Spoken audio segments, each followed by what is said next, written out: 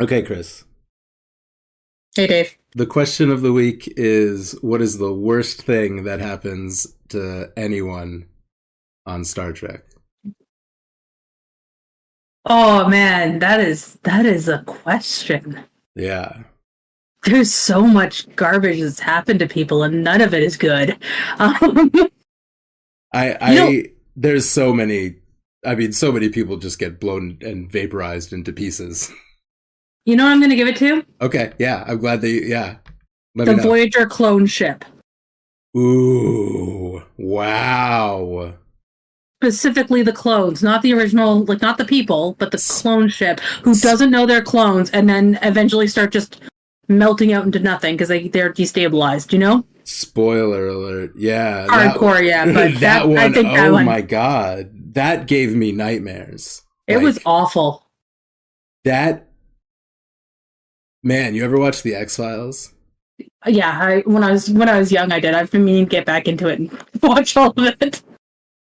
There's that episode of Voyager bothered me, and God, the fact that all of those people are about 3 weeks old is really they have no idea what they're doing. They don't. The ship is an organism. Like they. Oh God.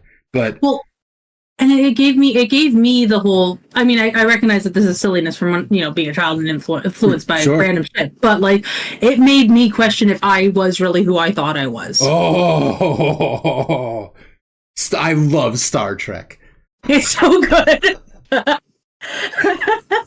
There's But a yeah, there's a yeah, later on in the X-Files, there's an episode where I think almost the entire episode is Mulder and Scully. It's their dying hallucinations while they're trapped underground in a mycelium network of a giant underground fungus that's making them hallucinate while it digests them.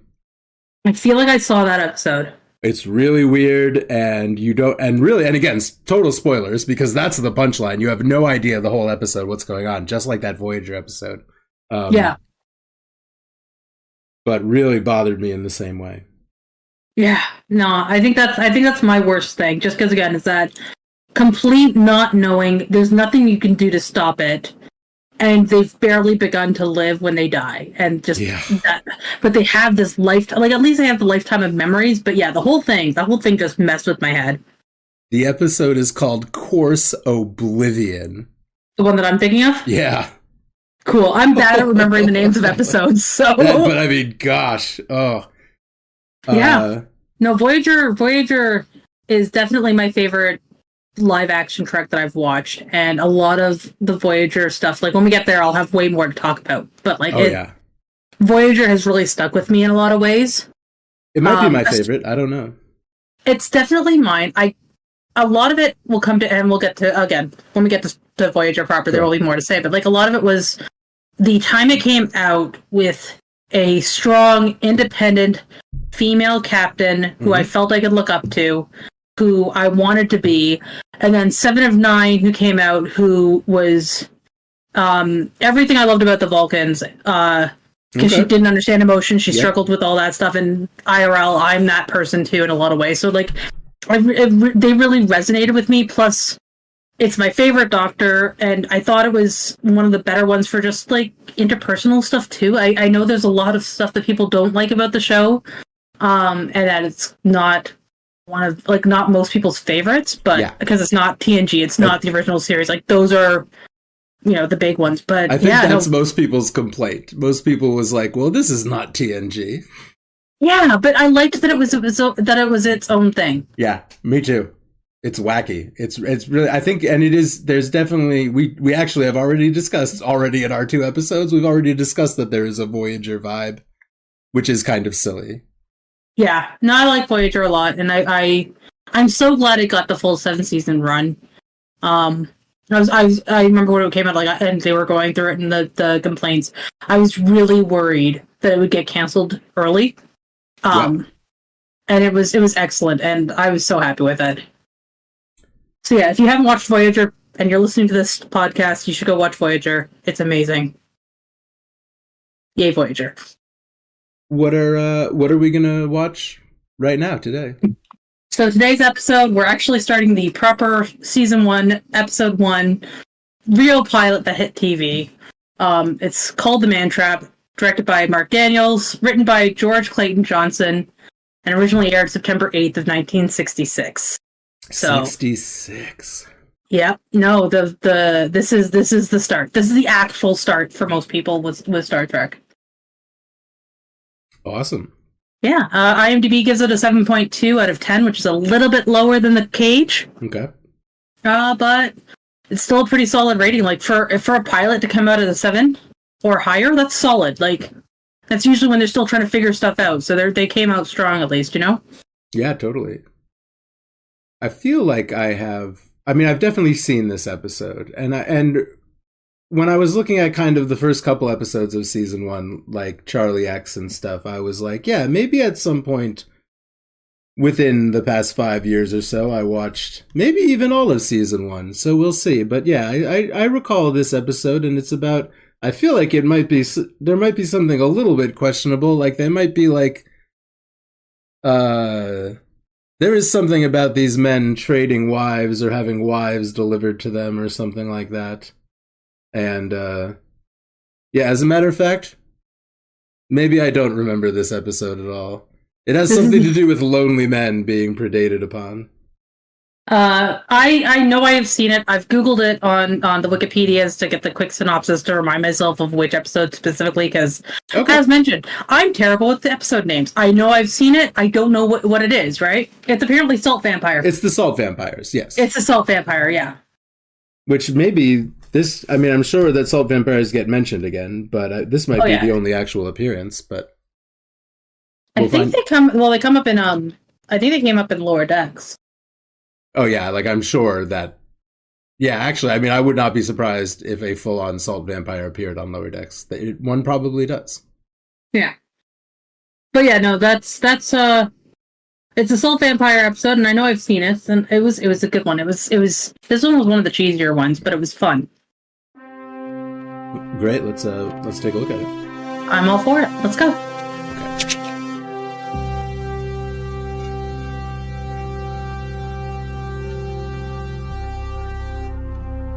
Hello and welcome back to The Least Ready Room, a Star Trek podcast where we watch an episode of Star Trek and then talk about it. Today we are going to talk about The Man Trap, and we're going to do that in mostly release order, I believe. We found out, we might even talk about it, we'll see that I think there are two kind of accepted orders that season 1 is presented in. And I don't know if the order on Paramount is the release order. I almost suspect not. But until I know more about that, maybe I won't speculate. I talked to Midori a little bit this week, and I kind of messed up the recording, so sorry to Midori, but let's talk to her for a few minutes, and then we'll really unpack the episode with Chris, and then at the end... I'll tell you about where else on the internet you can find us, and I will also read off several questions. I feel like maybe we unfortunately kind of blew one of the best questions you can ask about Star Trek. It was real early on, and this is episode 2. But we'll see. We'll talk about the many answers and the many bad things that happen to people on Star Trek. And let's get into it. Let's talk to these people.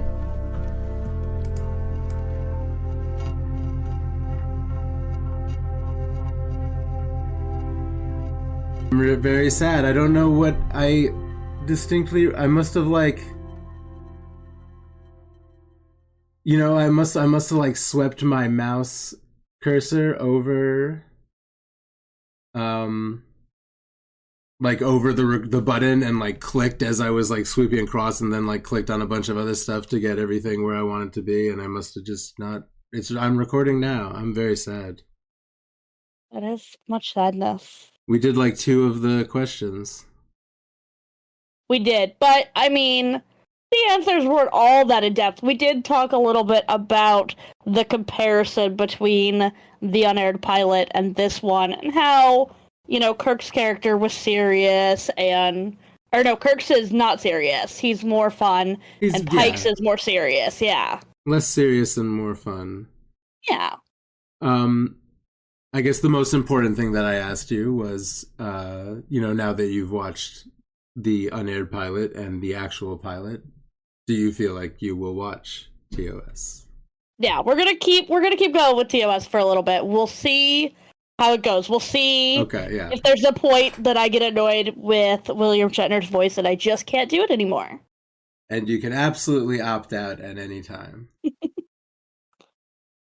I mean, it's a lot of media to go through. Us watching the first episode, and it's 925 pieces of media total. Yes. I mean, across all the series. And that's our current estimate.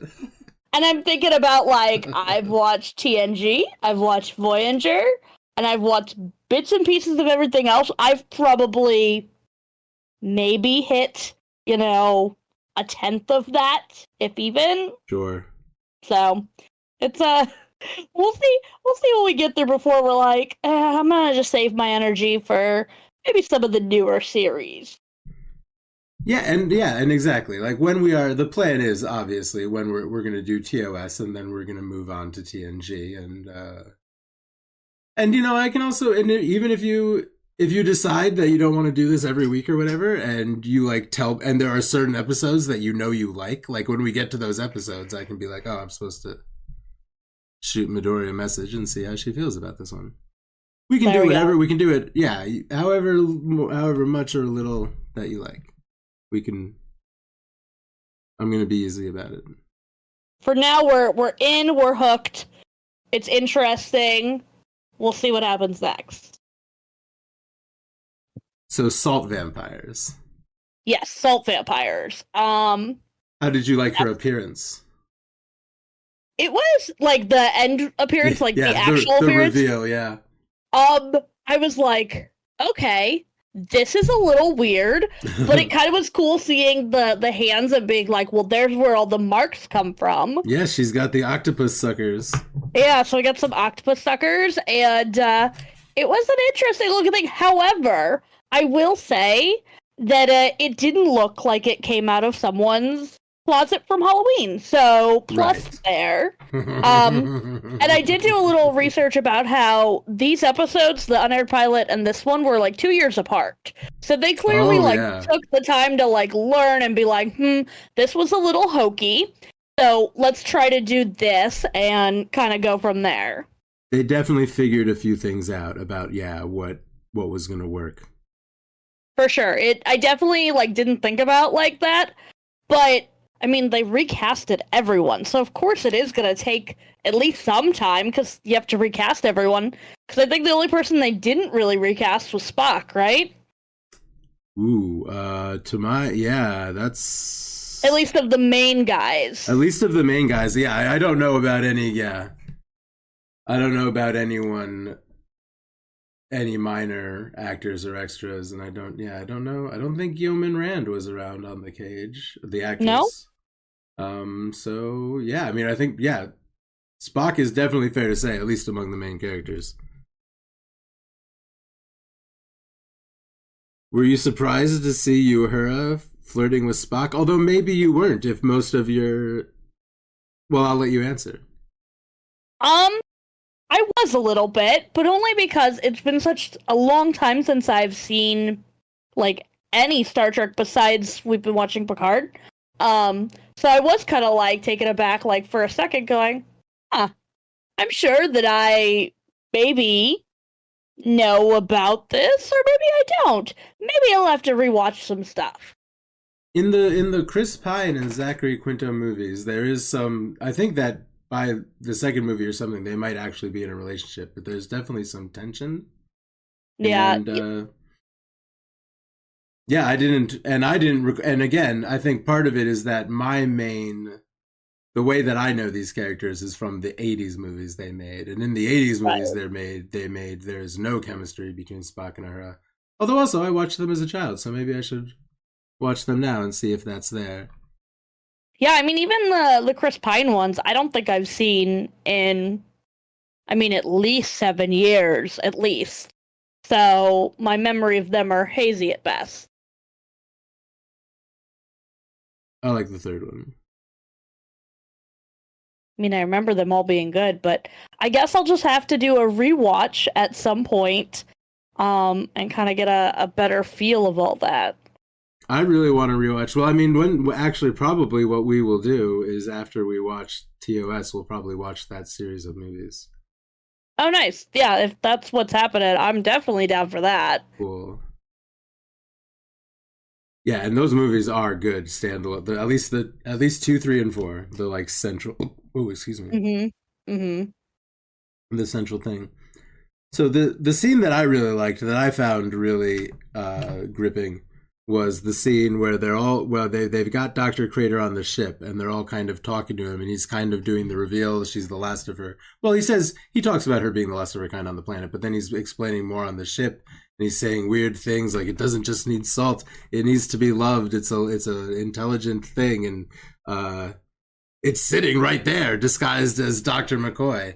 And the scene goes on for a long time and I found it really tense. There's a lot of shots of McCoy looking back and forth and they're talking about how they have to hunt it down. And I also found that I wasn't really sure how much it really understands and how much it just reflects the mind of whoever's talking to it. Did you get that feeling? Like it wasn't even sure what the situation it was in? I did, and for sure, like, whoever, yeah, like, when it was Nancy, like, clearly it was able to relate to Nancy and McCoy's relationship and understand that. And know stuff how much of that was like his from nickname. Yeah, like knew all of that. So how much of that is like that they're just feeding off the other person? They're able to access those like memories, right? Or like how is he doing all this thing? I don't know. I guess it would be yeah. Monster. I mean, across it assumes all types of genders throughout the episode, but right. We meet it as a she, and it ends up being called an it. But mostly. Never kills any females that I'm aware of. Is that correct? I believe that's correct. It reaches for Uhura, but it doesn't get her. Which I found interesting, but I mean, since the episode is called The Man Trap. Right, yeah. It kind of like, okay, but like... The Man Trap. That's a funny thing to... But it didn't really seem to discriminate, like, as far as it was reaching out. And so, is it just after the men, or is it just that's what they chose to focus on? Because it seemed like it didn't care, as long as it was feeding. Yeah, and it could be a use of the word man just meaning, humankind. But, especially in that day and age. Yeah. And also in the ship, I'm sure the vast majority of people on that ship are men. For sure. In 1966. Exactly. Like, yeah, so I mean, it checks out. But I did find it funny that it didn't end up killing any women. And I really... please, if you had something. I was gonna say, kind of like emphasizing like the title more, like this really is the man trap. Yeah, and she's just going from man to man. And that's also why I can't tell how really intelligent the creature is, because at the end she's just on a rampage. And she's very strong. Spock, it has not been mentioned yet, but Spock is supposed to have like the strength of 3 men or something. And it just takes several hits from him to the face and then whacks him and knocks him across the room, which was actually, that fall that the jump and the fall and the landing is really good performance on the part of Leonard Nimoy. But it's almost in the end when McCoy is pointing the phaser at it and they're telling him that it's not Nancy and they're trying to prove to him that it's not Nancy, and you can like see the doubt in his face, and it's like it's when he finally realizes that there's no way this thing is Nancy. That's when the illusion disappears, and we see the really excellent... I love 1960s monsters. I love seeing them. This is a great 1960s monster. But he's pretty good. It's when it's McCoy. Yeah, it's McCoy it's McCoy ceasing to believe in the illusion. And that's when the illusion drops and you can see what this thing really is. Yeah, I found that interesting. It's kind of a mirror. Yeah, so we don't... Yeah. There's a lot more. There's a lot of questions that could be asked about sort of all the mechanics and stuff here. And yeah, you may be interested. Actually, I'll tell you what. I don't know if I've ever asked you this. You ever watch Lower Decks? I haven't actually. Oh, is it good? Yes, it is quite excellent in my opinion. Okay, yeah, I've heard a lot about it. I have not tried to watch Lower Decks. Apparently, there are 3 or 4 episodes that at least mention salt vampires, which is funny to me. We found that out. We're talking about it yesterday. Fair, okay. Where is it, like, does it have, like, a place in the series that it's, or is it, like, its own thing? It happens very shortly after the 3 90s shows. It's sort of like the era, like, Riker is there and he's not, there's, like, old Riker in Picard, so this is, like, medium Riker. That's how you gauge. That's how you gauge a Star Trek show. What Riker do you get? But it's like it's just after the TNG era. Okay, gotcha. Which is great. Yeah, that's the best part about it. That it almost is like it is the vibe of it is on par with those 390 shows, DS9. Voyager. Even though it's like what started last year or maybe the year before. Oh, they're on season 4. Oh, already? Wow. Okay, so where have I been? It was post 2020, probably pre 2020. Pre 2020, yeah. Interesting. Yeah, I'll have to give that a watch. I highly recommend it. It's just fun. It's a lot of maybe not even necessarily follow-ups, but well, some of it is. Some of it is actually like, let's go back to this planet and see what's going on now. That's kind of cool. And but tons of references to things that happened in, and it depends on, it could depend on how much the viewer has really absorbed and digested just everything in Star Trek. But I mean,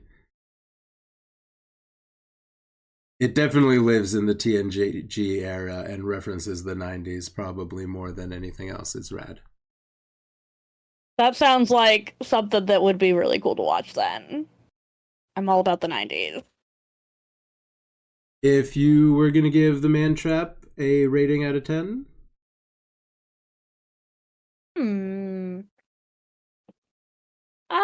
Seeing that's the first one, and I don't know if we're going up or down from here, I'll give it a solid 7.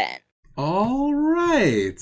Okay, so great. It was way better than the unaired pilot, but I'm curious to see where we're going from here. Too early to tell. Yeah, me too. I will say, I definitely noticed a difference in the quality. And really appreciated that. And I think I even read somewhere that they, for this pilot, had an even lower budget, which actually probably is better because they weren't trying to, like, do all sorts of crazy special effects or, kind of go all out. And you really get to, like, the feel of Star Trek where it's not about the show, which the unmarried pilot, it was like, I was like, yeah, it was like the whole spectacle. It was more theater than I feel like just a show. So I did appreciate that about this episode, was that they scaled back on the theatrics, and I feel like that really influenced my decision to keep going with this series, that it's not quite so hokey as the unaired pilot, which was a little bit too ridiculous for my taste. Yeah, that's for sure. I agree with you. Yeah, and really, this is much more focused on dialogue here. I mean, even the stuff I said about Kirk and his relationships and how he's a more fun kind of guy, like, all of that is shown through the ensemble, and it's a closer look in a lot of ways than the Cages at all of these characters, and it looks better. The ship, I think the sets on the ship for 1966 looked great. Looked really good, yeah. There's a few laser blasts, but a lot less special effects and just kind of neat looking sets. And there's some big foam blocks that get like blown up on the planet, but that's about it. One little action scene. That's fine. There was that one little laser beam that like was really weirdly delayed, and I was like, okay, that was a little weird. When he gets stunned. When he gets stunned, and like the delay. It was a Yeah. little weird, but that wasn't like the common theme of, oh, that like that little sequence was weird. So because it was kind of a one-off, I kind of moved on. Like, okay, they're still working with it. I still gotta remember that this is the 60s. This is still really the first episode, so Right. we still don't even know where we're going here. No, since I have not seen any of the original series, I have no idea where it goes from here. But like you said, like the relationships and kind of building on that, like that shows that, you know, like that continues through all of the series, you know, moving forward, and that's something that they choose to focus on. So the fact that that's showcased in this first official episode gives me hope that the series might be watchable and enjoyable, even though it is in older and different times. Totally. Yeah. Well put. So yeah, that's the Man Trap. But yeah, any final thoughts?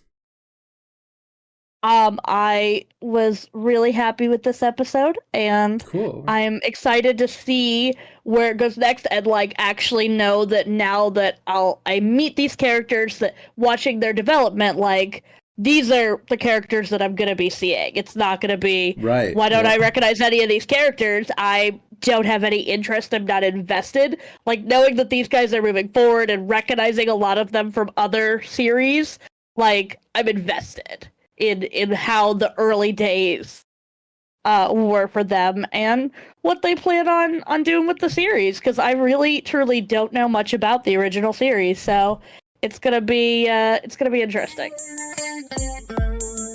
Awesome. I'm glad you liked it.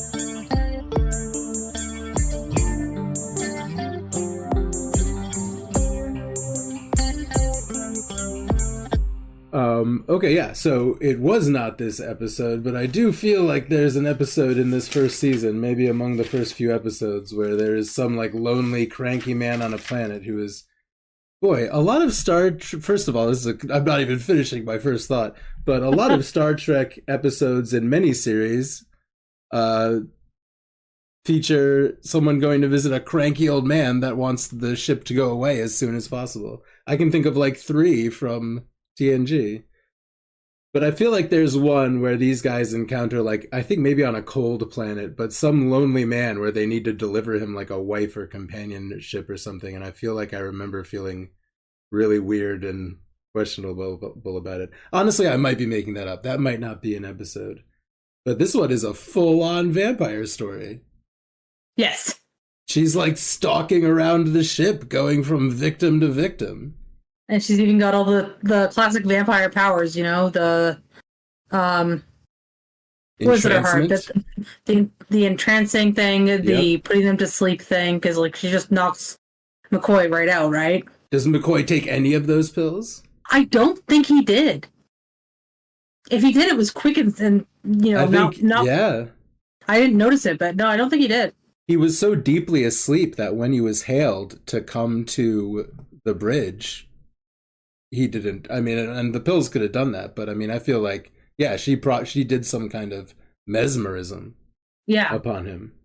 And he stays that way for a while she's creeping around being a very creepy Bones. Oh, she was just creepy in general. Like they were, well, you and I talked about it briefly, where she came off as just almost stalkerish to everyone the entire time, with this lovely undertone of sexualization that they kept doing with the tooth. Sorry, the biting of the finger, right? Yeah, so like it's the sexy salt licking off of her own skin. I don't even know if it's her licking salt off her own skin or just it's supposed to be, oh, but I want it and I can't have it. Yeah, just sort of turned on by the denial of. You know what? Don't kink shame. Some that's some people's thing, you know? And she's insatiable. She can't. It's not even like she can get a bite to eat and lay low. Once she starts doing it, it's like she just starts chugging. Yeah. Like an addict. The worst kind of vampire, really. Yeah. Like if you're going to be a vampire, you know, sometimes a vampire might get on your ship and it'll like kill one guy a month and sneak around and change shape and hide, and then you get like, what was it, the last voyage of the Demeter? Was it the Demeter? Do you know what I'm talking about? Dracula takes a boat at one point. Yeah. No, I think it is. I think you're right. I think it is the Demeter. Everyone ends up dead. The meter is how I've always said it. But yeah, I think you're right. Yeah. I think you're right. Yeah. Oh, that was honestly. I'm like, I still continually forget that is episode 1.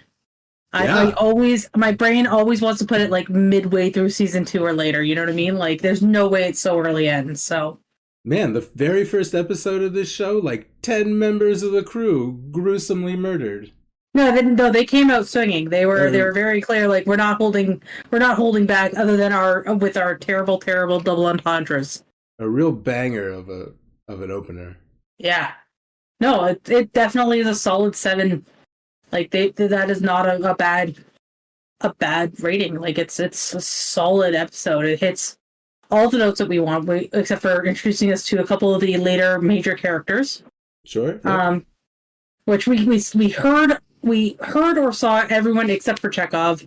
I don't believe Chekhov shows up until some time into this series. Yeah, I think he's like episode 6 or 7, to be honest. I think he's a few more episodes in. Okay.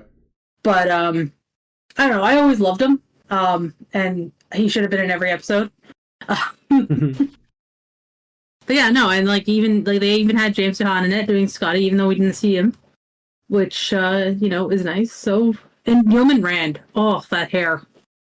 Yeah, that's a real choice. Someone was really like, what are women gonna do with their hair in space? They're gonna take the beehive and they're gonna make it more complicated. Wrap checkerboard braids around the entire thing, up and down. Well, she's got that the whole way through. Like, they've established that is her hair, so she had to sit down and makeup every time she was on scene and get that done to herself.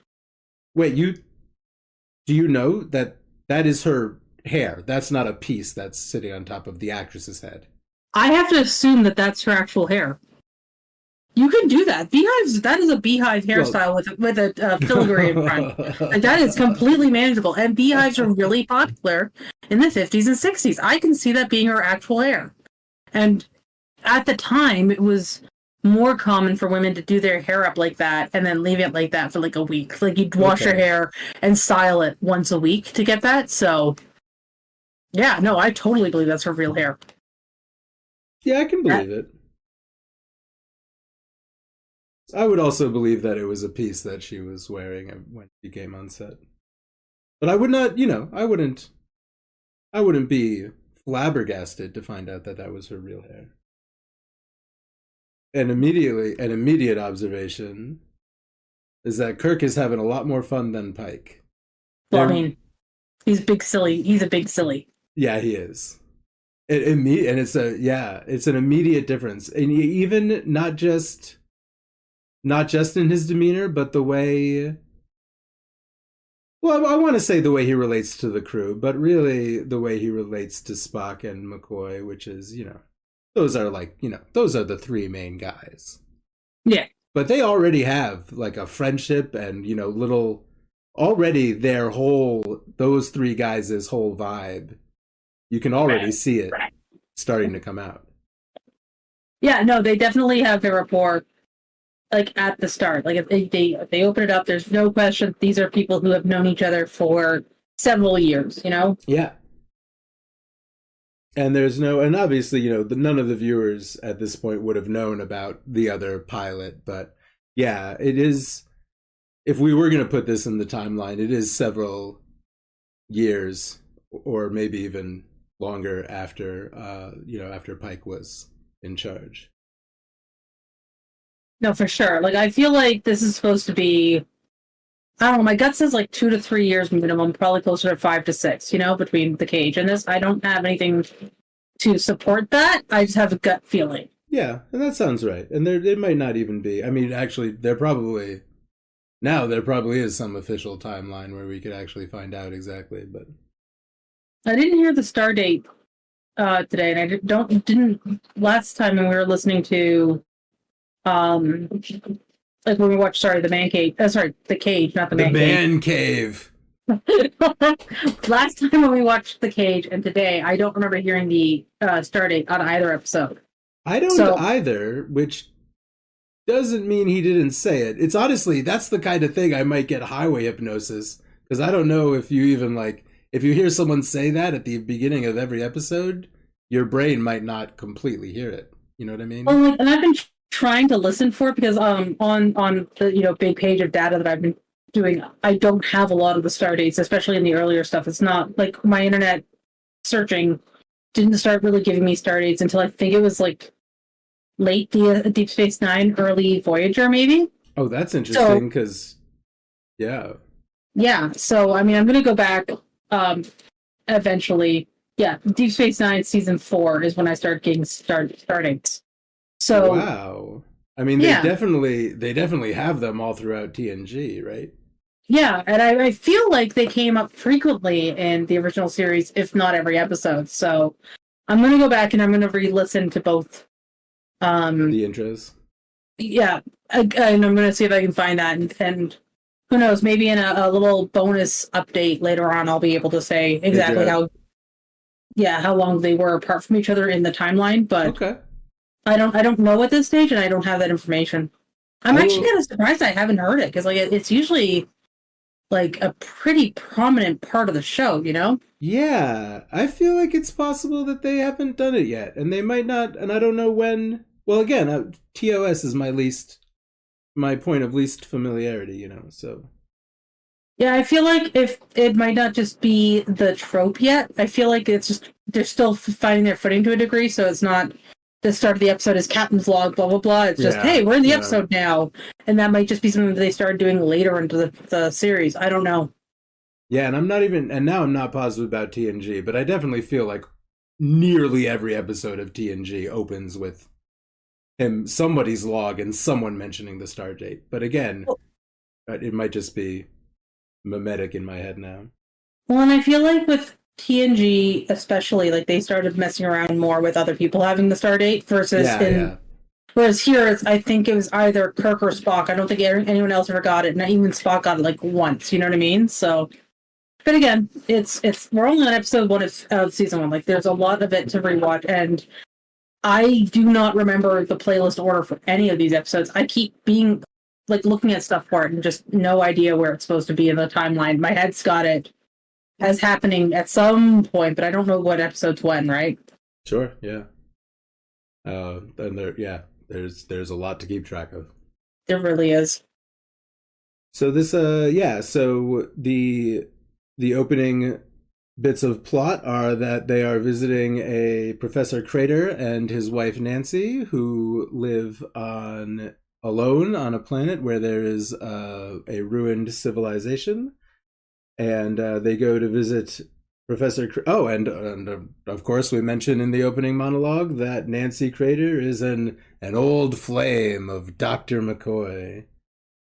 So they go down there, and immediately we see that there's something going on with this woman, and Kirk even mentions it in case someone's like listening and not watching the TV, that all 3 of the men see a different version of this woman. One of them sees a blonde woman from Risa. He doesn't say Risa. He called it Wrigley or Wriggles or something like that. Oh, he did call it something, but he mentioned that it was a pleasure planet or a. Yeah, I think he said it was Wrigley's Pleasure Planet. Something like that. Okay. Yeah. So something is off immediately, and again, that trope and not even a trope. I mean, maybe it kind of is, but a Star Wars tradition. Star Wars. I'm going to do that a lot, by the way. Eventually, I'll get to do a supercut where I cut out every time that I call it Star Wars and then mention that I'm going to do it a lot. But yeah, the cranky old man that wants the Federation officers to go away. And he if there's anything that I want from you guys, it's salt. We need salt. Me and Nancy are very depleted of salt. And I really like the little tidbit where somehow does she call Dr. McCoy Plum? It comes out that Dr. McCoy's nickname was Plum. It would be interesting if she knew that. That's some Stephen King's It shit. I think she called him Plum. Because they made fun of him when she called him that. I guess she does another thing. She senses that Uhura is thinking about. She knows. Yeah, she's got some mind reading ability. Yeah, she does. Okay, such a vampire. Well, because that's how she knows how to present herself to you. Yeah. That's why, like you were saying, there's 3 different views. But you didn't quite get into it because we got derailed slightly. Where, yeah, the one guy was picturing this chick from the pleasure Wrigley's planet. Pleasure Dome. Yeah, and so she became that. But then Kirk, and the professor are picturing Nancy as the appropriately aged woman, and McCoy's only seeing her as this 25-year-old girl that he knew back in the day, right? So if she's 100% just reflecting back what you're picturing, she's got to have some mind reading ability for that. High concept. Yeah. I love it. It was a really smart show, given how cheesy it is, hey? I do believe, and I mean, even some of the stuff that I found really intriguing in The Cave. Like, I feel like there is subtext. I feel the writing is interesting, and so far we're 2 episodes in, but I feel like there are little interconnected tidbits and something for an attentive viewer to find, and it's cute. Yeah, no, I'm loving it. I love that Kirk, and this is just, there's so many cute little Kirk things. I love that Kirk calls McCoy Plum. Well, it's the best friend ribbing, right? Like, exactly. You got hit on by your ex, eh? Plum. Yeah, pleasure planet, a whole damn planet for pleasure. Now, I liked it too, where they really got to explore that relationship with Kirk and McCoy out the gate with even the stop thinking with your glands line, which both of us were funny. Very amused by. That's so funny. And go on. Please, I was just gonna say, this whole time McCoy is I don't know what you call it when you got a dazed look in your eye because you're thinking about your ex-girlfriend. But McCoy has that look on this whole time, which is why eventually he is told to stop thinking with his glands. It's like a far away love struck. Yeah, he's got a love struck expression on his poor Dr. McCoy face. So they bring, so even though he was not wearing a red shirt, and even though this is the first episode and we shouldn't know this, McCoy, Kirk, and Darnell are the people who go down in the cold open. We know we're never gonna see Darnell again. Just by that. Well, this is also before red shirts are really a thing, right? Like, I mean, even throughout the show, there's not a lot of red in this episode, right? So. Sean. Seth MacFarlane was wearing a red shirt. Seth MacFarlane's in this episode. I saw him. Okay. There were 2 guys in red shirts. Yeah, and then there's Yeoman and Uhura. Oh, right. Yeah. So Darnell, actually, I believe Kirk tells Darnell to go wait outside because Darnell's comments. Yeah, he's talking about pleasure planets to these people. And, he's basically telling her, "You look like this whore I know." Yes, that is what he's saying. Except it's 1966. Yeah, except it's classy. Didn't I encounter you on that prostitution planet we were on? But yeah, the blonde version of her comes outside and says, "Hey, crewman Darnell, why don't you follow me?" And that about wraps it up for crewman Darnell. And the real, I guess that's the inciting incident. They discover his body. They don't know what's wrong with it. He's got marks on his face, and they believe he's been poisoned by some local plant life. The professor tries to blame. This guy must have gotten bored and started munching on the local plant life. Boy, this guy he goes to the pleasure planet, and then as soon as they put him on an away mission, he starts eating weird plants. It sounds like he was a problem anyway. Old crewman Darnell. He's only a crewman, like they're the lowest rank, right? So he's obviously not good enough to get, promotions. Yeah, yeah. I don't know. Yeah, I don't know exactly. I would imagine that a crewman is. That's probably about it. That's basically you're there. You're on the ship. Yeah, no, crewman in the original series is below ensign. Oh, and then is yeoman above ensign? I don't remember where yeoman. Yeah, I'm not land. sure. I was talking about this with Midori. I don't know if yeoman and ensign are similar stations. I feel like yeoman and crewman are similar stations with different responsibilities. Okay. Because like you'll see it with the crewmen on the show. They tend to be the ones who are doing like minor repairs and running around doing like the physical labor, whereas the yeomans are more in charge of like carrying plates around and stuff like that. Like, right. Secretary, waitress versus menial labor is, I think, the distinction. Crewmen are more likely to wear a red shirt and get vaporized. Definitely. Well, I mean, it's the men. Who cares about men?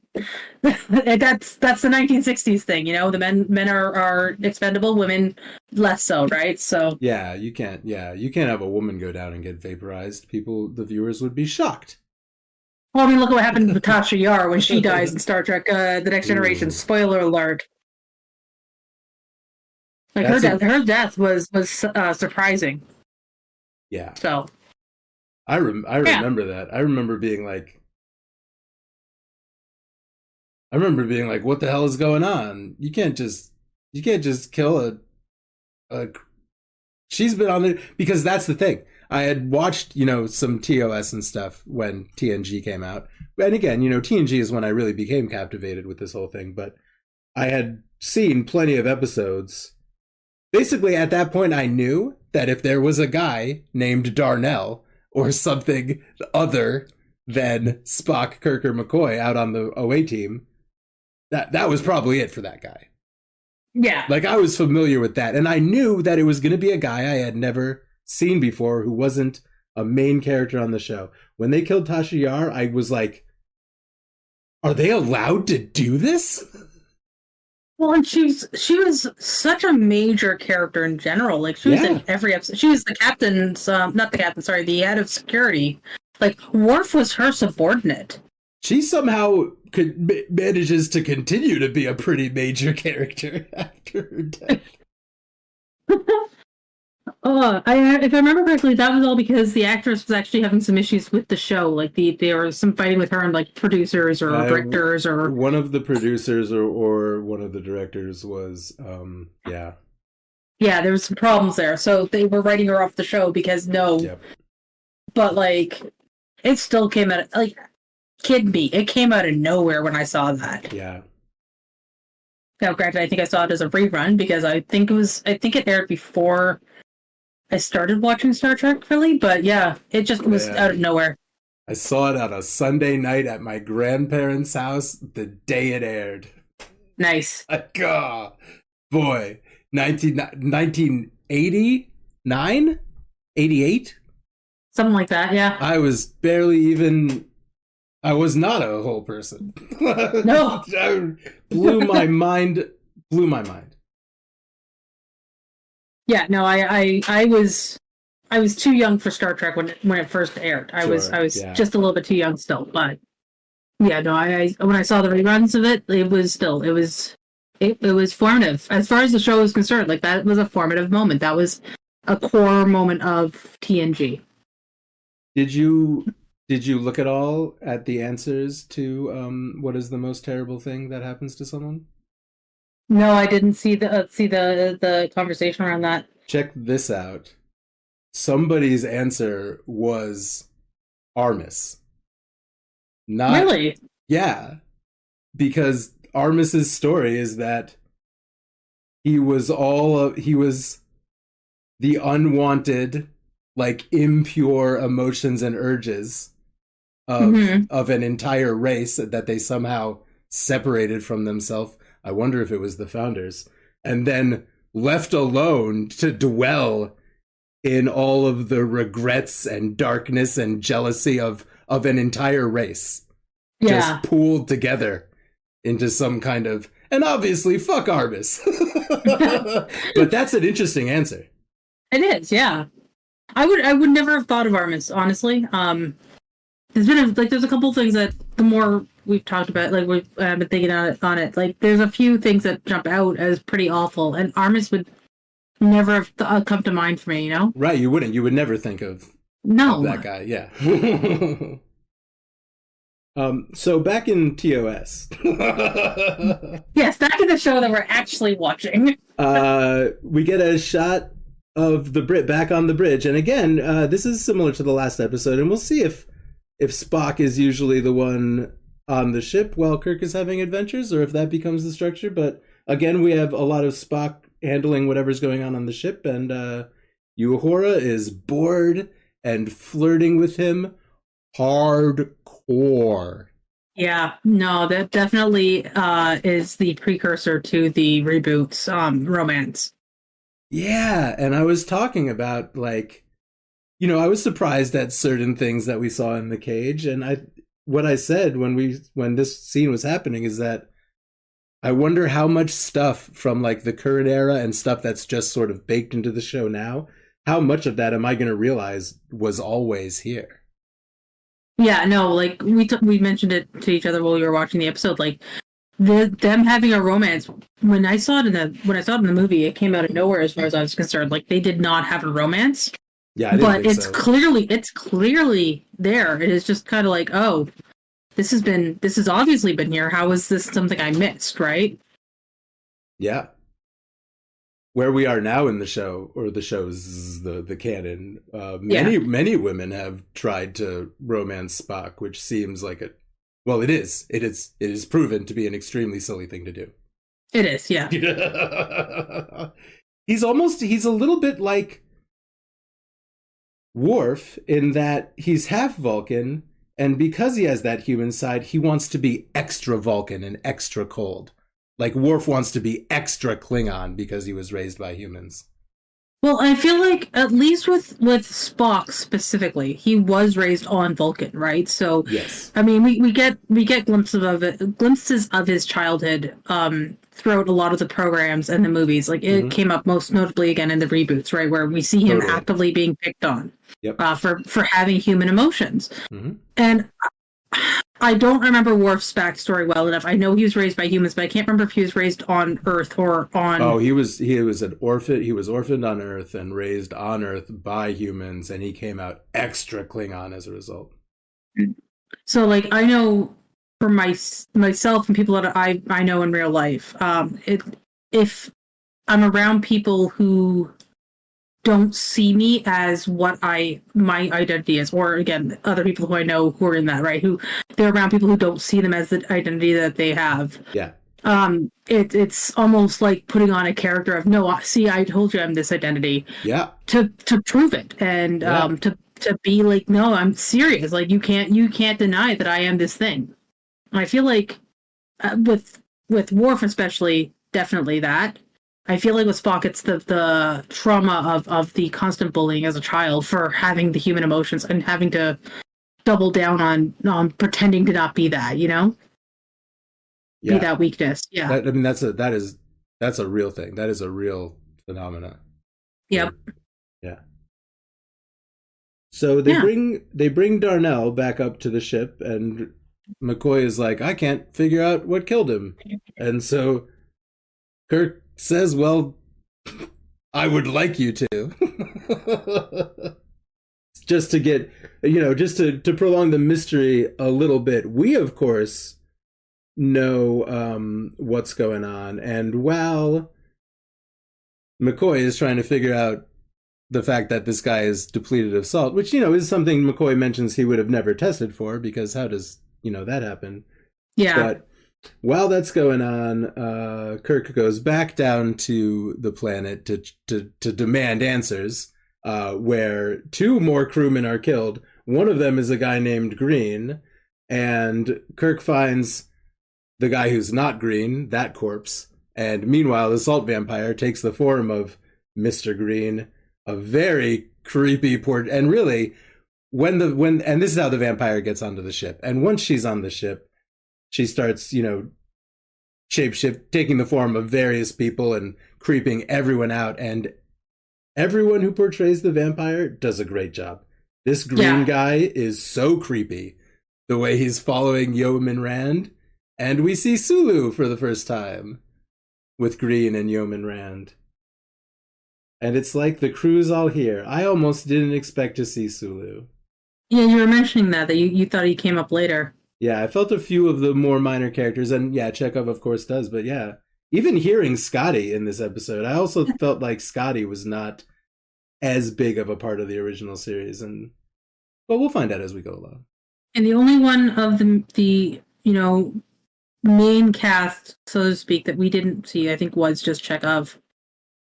Actually, no, the more I think about it, I don't think we saw Nurse Chapel either. No, we did not see Nurse Chapel in this one. And again, yeah.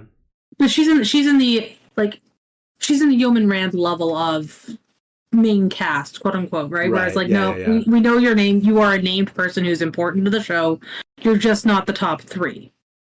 Right. And I kind of feel like Yeoman Rand, Nurse Chapel, and even Scotty and Chekhov are all 4 of those characters are kind of we kind of don't see them every episode, I guess. No, Sulu too, yeah. I don't think we see Sulu every episode either. I can't wait until he starts sword fighting. I think that was just 1 or 2 episodes. I don't think it came up much. And it's because, fun fact, George Takei actually learned how to fence as a child. That was done because the actor knew how to do it, not because they want Sulu to know how to do it. Oh, that's great. If I remember correctly. Also, by the way, I'm gonna quick retcon to earlier where I was talking about Rand's hair. Apparently, that was a wig and it got stolen. Whoa! According to Wikipedia, specifically, there was 2 wigs that got melded together to make that thing, and it was stolen after the character left the show and never recovered.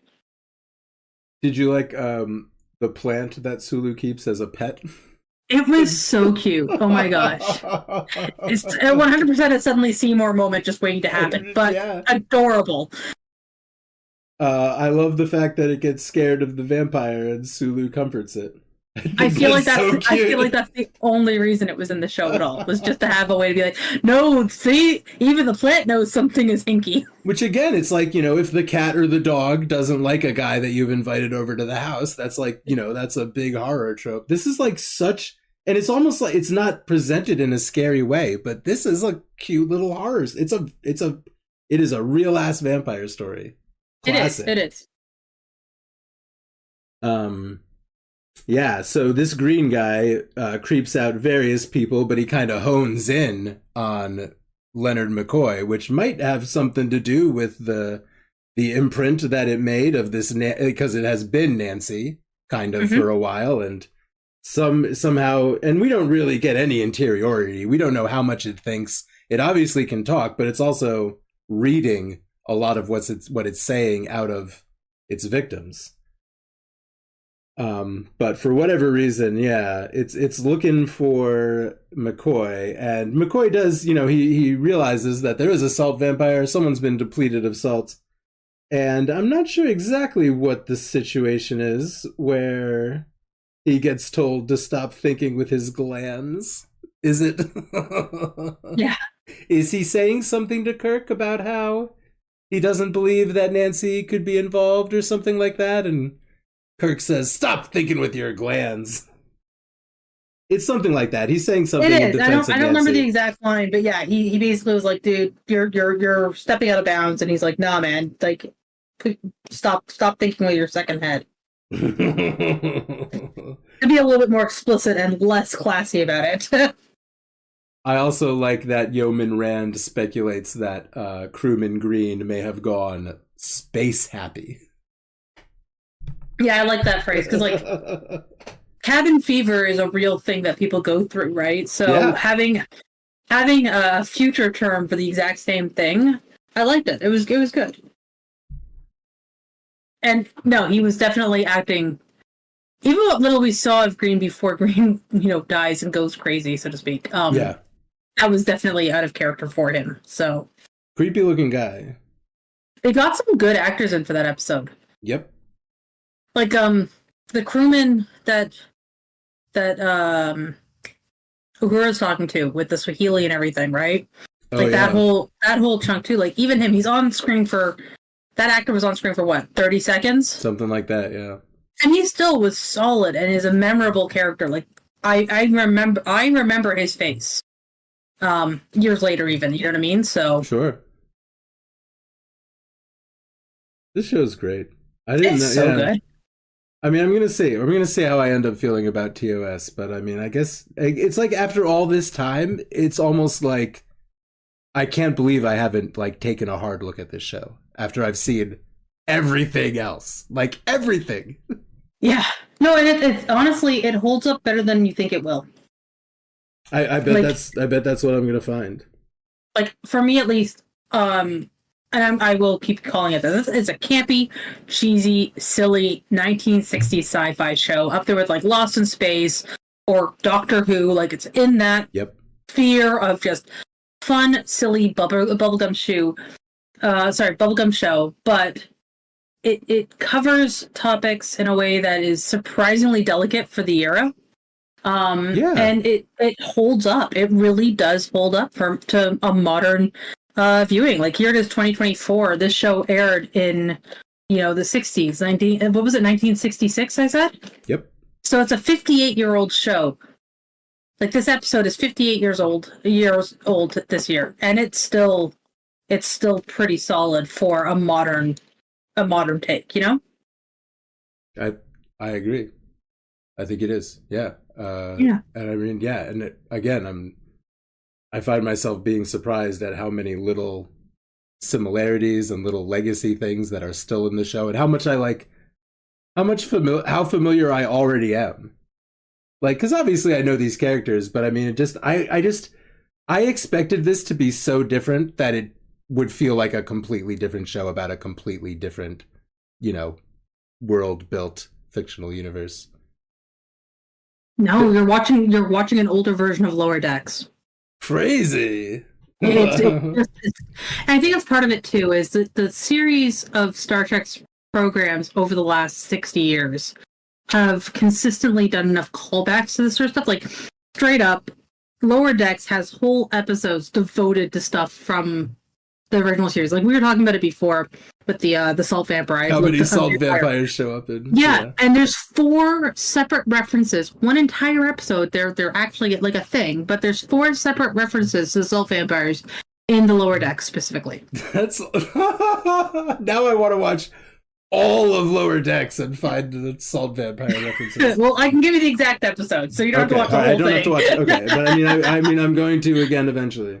Yeah, well, I will too. It's a great show. If you haven't watched Lower Decks yet, you should. It's phenomenal. It's. I think it's my favorite Trek content since the 90s.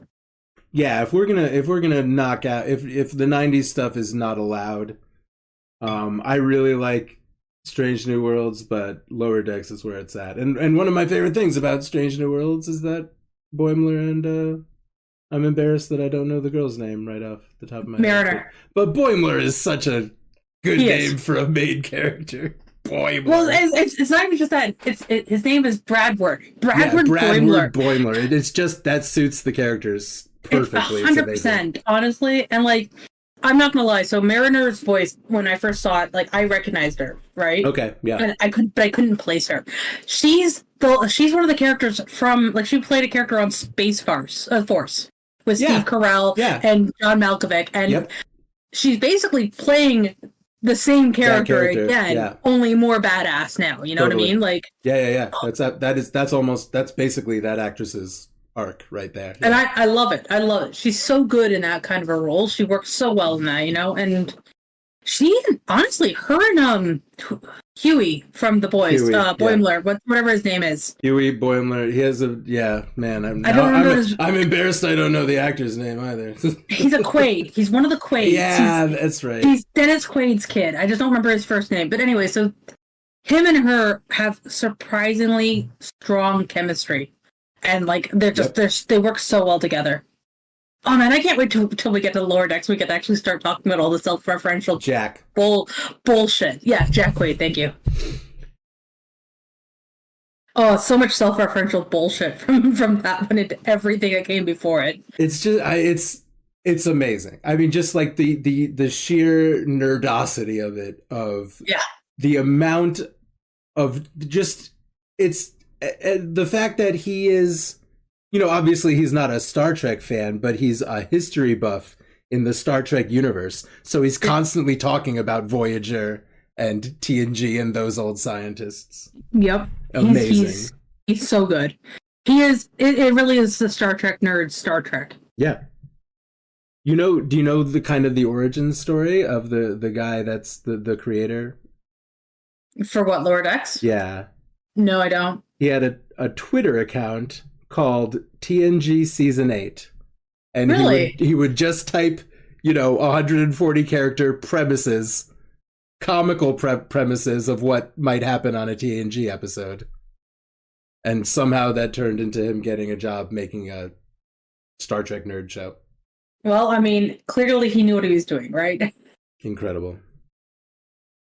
So Salt Vampire turns into McCoy, goes up to the bridge, yeah, and is a creeper to everyone on the bridge. And McCoy remains creepy for a while. Mm-hmm. She's creeping around being McCoy for a while we mentioned that McCoy is mesmerized into a coma or something. Yeah, he's passed right out in his room, like Gonzo asleep. And while McCoy is creeping people out, Kirk, for a third time, is down there. Well, now more people are dead. Now there are people dead on the ship. And he's like, okay, I'm now going to have a laser battle with you, Dr. Crater, until you tell me what's going on. And Dr. Crater does. Dr. Crater tells him that Nancy's buried on the hill and that this is a salt vampire, the last of her kind. And they find Green's body. So Kirk calls the ship and says, Sulu, Green is a vampire. There's a vampire on the ship. The call is coming from inside the house. It's the big, scary moment. Except it's not really presented as a horror show, but it so is. Yeah, no, they keep actively, and it happens through Star Trek in general, like they touch on these horror elements, but they keep it light enough that it doesn't get scary, so it stays accessible to children. Because keep in mind, like when this came out, this was not a show for adults. This was a show for children to teenagers, right? Like that was the, or at least that's how I've always seen it as. It doesn't feel like the kind of thing that they would market necessarily to grown-ups because it felt like a contemporary to like Lost in Space or other children's programming that was family programming is really the word, right? Oh yeah, totally. So they can't make it too scary because if you're sitting down with your whole family to watch this show and your 6-year-old is now having nightmares because of it, like that's going to cause problems, right? And that, so yeah. Yeah, so I think they did a really good job of skirting that line in general throughout all of Star Trek, especially, but like original series for sure, where it was not quite horror, but definitely had horror elements and was like pushing the edge to that, Yeah, and that probably is the intended audience. Like, I don't know when this was on in the 60s, but like, yeah, when I was a kid, TNG was like 7 p.m. on a Sunday night, so it was definitely like the family would sit down and watch it together, Yeah. And I feel like that's probably what this was like in the 60s.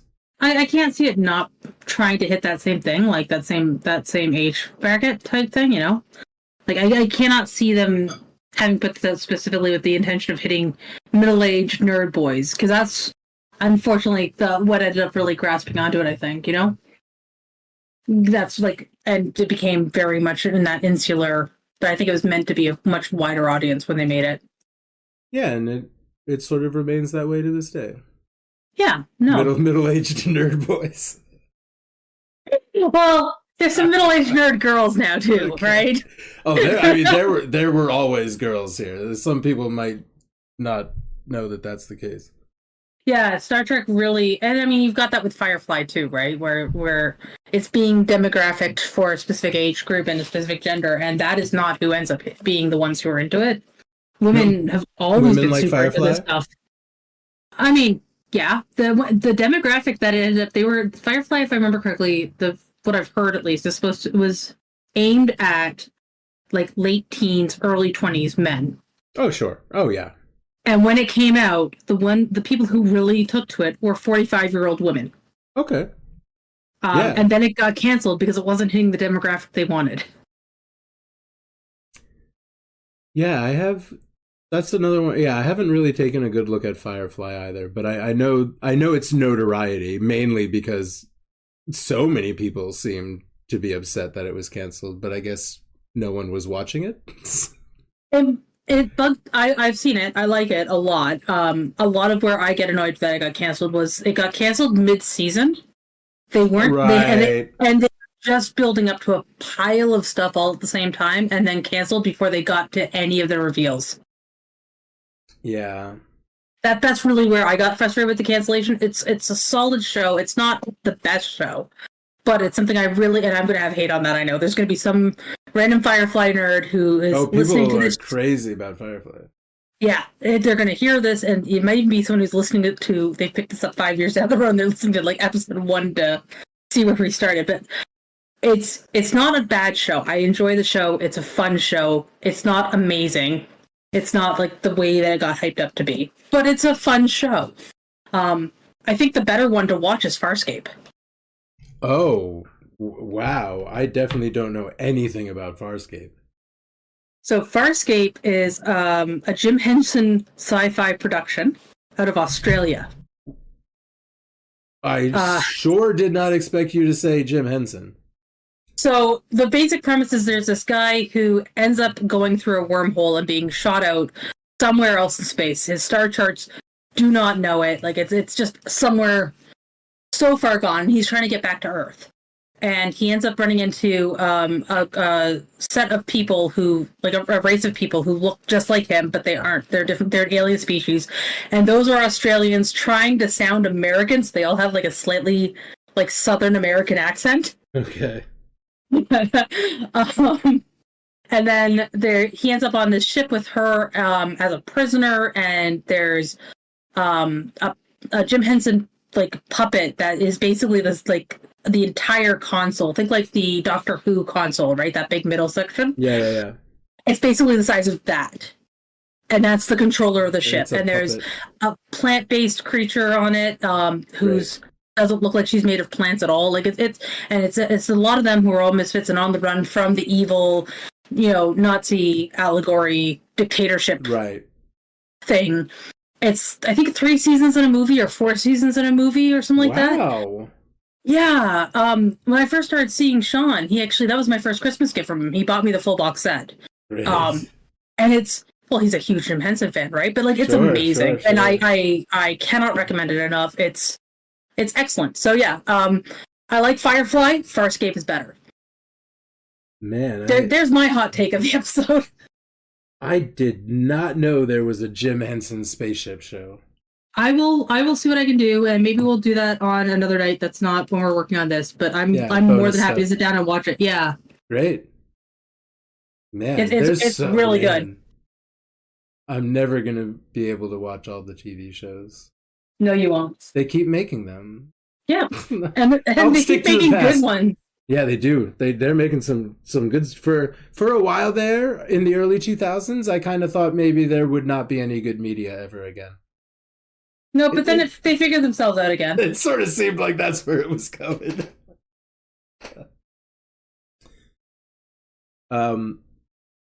So let me tell you about the scene that fascinated me in this episode. Go for it. I love when the salt vampire is taking the form of McCoy and it's sitting in the meeting where they're discussing it. They're discussing salt vampires, and none of them know. And McCoy is doing the blank-faced creepy thing, but they haven't figured it out. And they're all, Crater is talking about how it needs to be loved, like, and you almost don't understand if it really is comprehending what's being said about it. And they're trying to convince Crater to help them hunt it down, and it's just looking at all of them looking back and forth between them with this blank look, and like really not knowing the level of how much it understands, or like not knowing if it understands Crater's devotion to it. That was my scene this week that I found very interesting, because it really goes on for a while, and there's a lot of shots of McCoy's just blank face Well, there's a lot in that, like that specific scene too. I feel like it's one of the denser scenes for nuance and subtleties. Yeah. Like, because you've got Crater, and the more Crater's talking about the creature, the more you're like, oh, wait, have you fallen in love with the salt monster then? Like, Yeah. yes, we know that you love your wife, but now it's 2 years after your wife, a year or two after your wife's dead. Have you fallen in love in the interim? And does this thing have love for you, or is it just using you for sustenance? Or is it just does it just reflect whoever is speaking to it? Like it Yeah.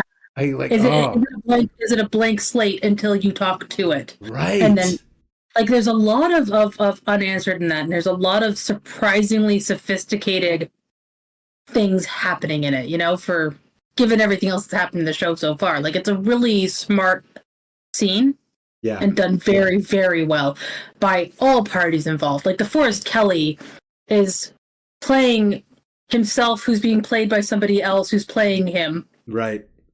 And on top of that, also now having to react where it looks like he's also now taking on maybe some of another person. Like, he's got like 3 characters that he's playing at once. It's really well done. Like, super impressive.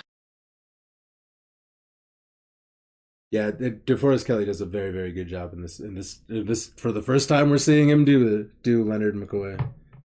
Well, there's a reason he's one of my favorite doctors and most people's favorite doctors in the whole show. Like, he's one of the favorite characters across the entire franchise. It's because he is so good. He's probably one of the better actors they've ever had, in my opinion. At least of what I've seen. Sure. To do a total tangent. Go for it. Carl Urban does an incredible DeForest Kelly. He was perfection. It's ridiculous. Like, It's like and that the whole thing about like so sticking with the tangent, Carl Sure. Urban's line in the remake movies, like in the reboot, sure. about she left me and took everything but my bones. Oh, was it Nancy? That I don't know, but My God. that line was improv by Carl Urban. Like, he's so good. I mean, That's awesome. You can't not think the actor's good. Look at how well he emoted with just his mouth as Judge Dredd. You know what I mean? Like, he's a phenomenal actor. Dredd is also something. If people are sleeping on that movie still, go watch Dredd. Yeah, the remake. Look, don't get me wrong. Sylvester Stallone's movie was a fun movie, but like Yeah, the I've never remake seen it. was no. It's not Judge Dredd if you're a fan of Judge Dredd. Of the comics. Yeah, and Okay. I've never read the comics, so I can't. Right. I don't Yeah, me know neither. 100%. Sure. But from everyone who I know of who's spoken about it, who's read the comics, it's not Judge Dredd from the comics. He's done his own thing with it completely. But it is a silly, fun Sylvester Stallone action movie with just him meting out, bloody justice to whoever he feels like. It's fantastic. In a very, I think it was the 90s it came out in. Like, it's like Rambo, but with more control kind of thing. Sure. Yeah, I liked it. It was fun. It's a good little movie. I enjoyed it a great deal. The Carl Urban one is a better film, though. Yeah, the Carl Urban one is just solid. It's just It is. yeah, it's just a great little unit of a movie. So after this, maybe the salt vampire seems to be on a rampage at this point. It may be that she's just insatiable. Once she starts getting it, she gets more powerful and she just has to keep killing. But she kills Crater next. And she injures Spock, but it turns out, and again, this is the first time we learn about this, he's got green blood, and his active salt content is different than human blood, so she can't vampirize him. I think he says it because he grew his species came out of a different. Oh, that's ocean. right. Yeah, he says, yeah, my species grew from a different ocean than yours. And Yeah. my blood salts are different. Yeah. Bones Yeah. eventually, Bones likes to make fun of him for having green blood, but not yet. But we do see his green blood for the first time here. Yeah, no, a lot of the it's a surprise how much of the later show is straight up just cribbed from this episode specifically. I think I'm gonna really enjoy like seeing all of the like how all of these little bits of lore get breadcrumbed out to us and how the world gets built over these 3 seasons. I think that's one of the things that's really nice too about having grown up with this as a thing that's always been like it's ever present in my life, right?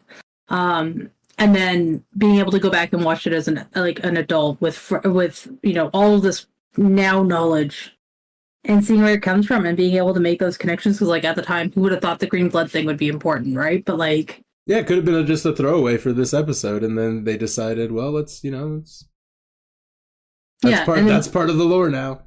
And there's a lot of stuff that comes up over the original series specifically that could easily have been that, and it's fun to be able to go back and see it and be able to re-see it in a different way, like with a different perspective, different eyes, Yeah, totally.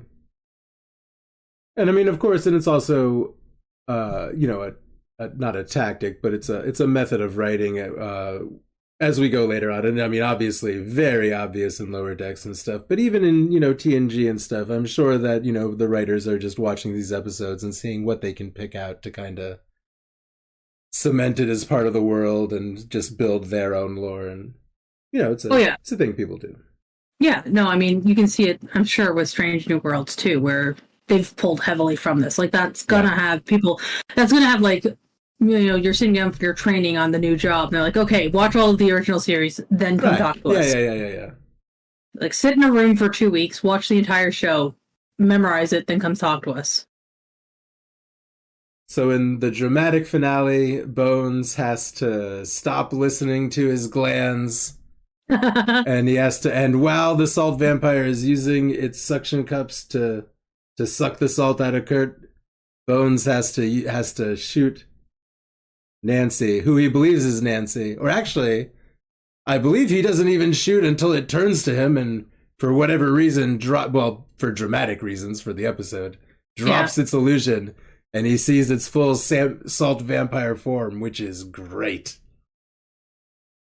Yeah, no, I'm glad that they showed us what it actually looked like. I mean, the having the monster hidden the entire time makes sense because again, monster movie trope, right? But giving us that reveal at the end really does help because it from a cinematography standpoint, exactly. Like a filmmaking standpoint, right? It's that. Breaking the illusion for us is at the same time is not Kirk. It's McCoy breaking through his own illusions and his own. Oh wait, no, almost him accepting that Nancy's gone and this is not Nancy now, right? Yeah, it's almost like he stopped thinking about her, and that's why she loses her. Oh yeah, he stops believing that she's Nancy, or he stops. Yeah. Yeah, and so he stops believing, so she stops being. Yeah, man, what a smart episode. It's surprisingly like smart, and honestly, like we've been talking about it for a bit now, and like it feels like the kind of thing that you could easily, look deeper into. Yeah, like there's a bunch of stuff like we talked about quickly during the show about like the phaser being the one from the cage. That Dr. Crater has the old model phaser. Yeah, whereas they've got the newer one for Kirk and Spock when they're taking him out and all that stuff, right? So like, there's a bunch of stuff that is small, Easter eggy, and could be analyzed further. We just don't have the week to do it, Yeah, and we've got 920 more episodes of this thing to watch. Pretty much, yeah. So let me say thank you for talking about this one. Well, thank you for having me. As always, I'm so happy to be able to do this. This is fantastic. Yeah, before we move on to other things, do you have any final thought about The Man Trap? I love that title. Nothing comes to mind specifically, though I do love the title because it is, it's this chick who's trapping men. It's fantastic. Yeah. It's both subtle and hitting someone over the head with a hammer obvious at the same time. Right. It's really well done. The whole thing was just fantastic. what would you give your ranking on this? So I'm going to give it a solid. I think I'm actually going to go higher than they did on IMDb. I think I'm giving it an 8 out of 10 myself. I'll give it an 8. Yeah? I'll give it an 8. I don't mean to be repetitive, but I'm sure we'll get to some episodes I don't like as much, and I'm sure there will be some I like more. We'll get there, I'm sure. There's always going to be something that's boring or something, you know? Yeah, let's stick with 8. I feel like, this is definitely a solid 8. With me not having a ton of basis of comparison, yeah. Yeah, no, and I definitely feel like The Cage was good. I feel like this was better. I do feel like this was just a better show. It had a lot more... the writing just felt better and more interesting, you know what I mean? So yeah, I think so. I think some of the sets looked better. I think even some of the lighting looked better, and yeah, I think this was a better production. Yeah, and that's not to be negative on The Cage, but sure. that wasn't already picked up by a network. This one was, you know what I mean? So yeah. Great.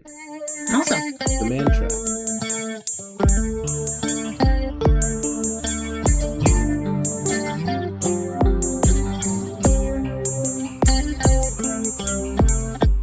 All right. Thank you for listening to The Least Ready Room. Let's take a look at some of the answers of our question to our question of the week. The question of the week was, what is the worst thing that happens to someone on Star Trek? And I'm not sure... Wow. Oh, maybe I was explaining to Midori before I realized I was not recording that. My answer was the time that Miles O'Brien on an episode of Deep Space Nine gets sent to a mental prison where he's implanted with the memories of being in this very brutal prison for, 50 years or something, even though no time has gone by, and then he has to go back to the station. He's all shell-shocked and has this memory of this horrible experience that didn't actually happen.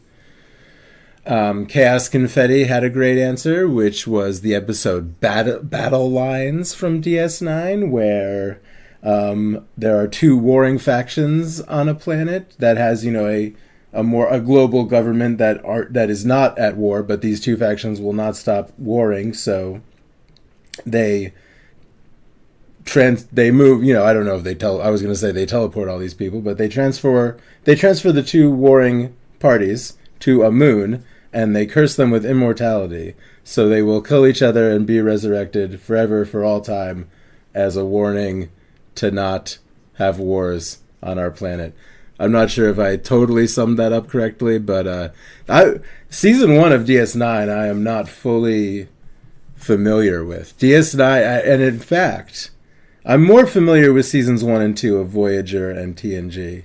But yeah, DS9, and it could even be that I like the middle part and the end and where the resolution of that show so much more than where it begins, because I feel like it didn't know what it wanted to do at first. So I've seen seasons 1 and 2 of DS9, not that much, but maybe I'll take a look at that episode.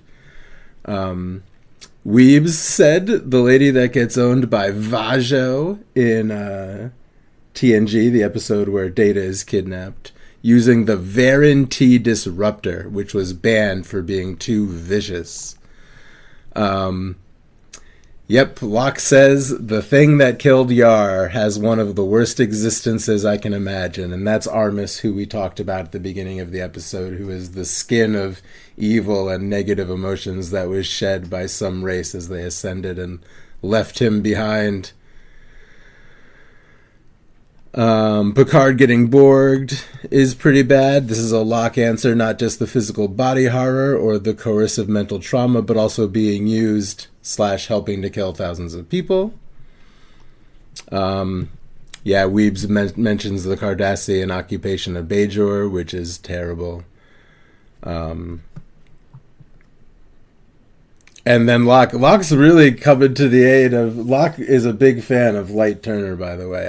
I'll take that back. We'll see. The Death Note coverage will be happening on my other podcast.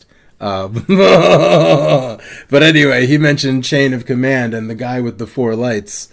And he talks about when the interrogator, the Cardassian, describes his childhood. It's very ugly. So bad experiences for Cardassia and Bajor, really. I mean, that's the DS9... and the war between those planets and everything. DS9 has the worst body count, the most mentions of tortured and starving and horrible experiences happening to people. Saint mentioned, Saint says, this is definitely not the worst thing, but for some reason I thought of this TOS episode where some aliens from Andromeda hijack the Enterprise and turn the entire crew into a bunch of 12-sided dice, and then an alien crushes one. Man, yeah, I don't remember that episode, but he goes on to say that Kirk gets the Andromedans to stop hijacking the ship by sleeping with one. Also, Scotty outdrinks another one in a drinking contest. That sounds great. Locke says the senior staff walking in on Barclay's extremely inappropriate holodeck programs is also a truly terrible fate. For Barclay or for the staff? Like, good God. Saint says that someone in some TOS situation gets thrown into a hell dimension at some point. And is that most of our answers? Ah, yes, Weebs. Weebs has one final one. That is, maybe the worst thing that happens to anyone in Star Trek is to the viewer for believing in any sort of utopian future for humanity. Locke returns to defend another villain by saying Q getting his powers stolen taken away is a pretty bad fate for him, but I mean, he gets them back, they're fine. Yeah, Saint mentioned that. But anyway, yeah, so those are some of the worst things. And yeah, I think really most of the things that happen to Miles O'Brien are my answer. The one where, yeah, he gets those memories implanted. The one where his daughter goes through a portal and comes out 16 years old, and he has to decide if he rescues the first version of his daughter, is it going to cause this one to be deleted from the timeline, etc., when it comes to potatoes, Miles O'Brien. So, yeah, thanks for listening. We are going to be doing this, I will be publishing this on Sundays. It's Sunday right now. I hope everyone is having a lovely weekend. And, the question of the week for next week is, what is your favorite, or what do you think is the most interesting special power a character on Star Trek has, or receives, or uses? It can be a type of technology, or a mental ability, or some type of physical special ability like shapeshifting or whatever. Anyway, I shouldn't be feeding possible answers. So you can find Chris on twitch.tv at Toronto ABC, and Midori on Twitch at Midori SKYZ. And you can find all my stuff on koeidk.tv. You can get a link to the Discord where this all takes place and where we talk about this and watch these shows and get involved in the conversation if you like.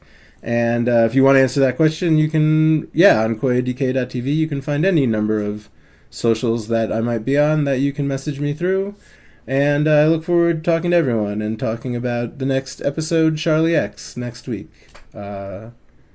Should we have I should have some kind of, this is the least ready room signing off or something. I'll ask Chris when we talk on Monday, tomorrow. I got to DM everyone. We got to figure out what the schedule is going to be for. Anyway, goodbye.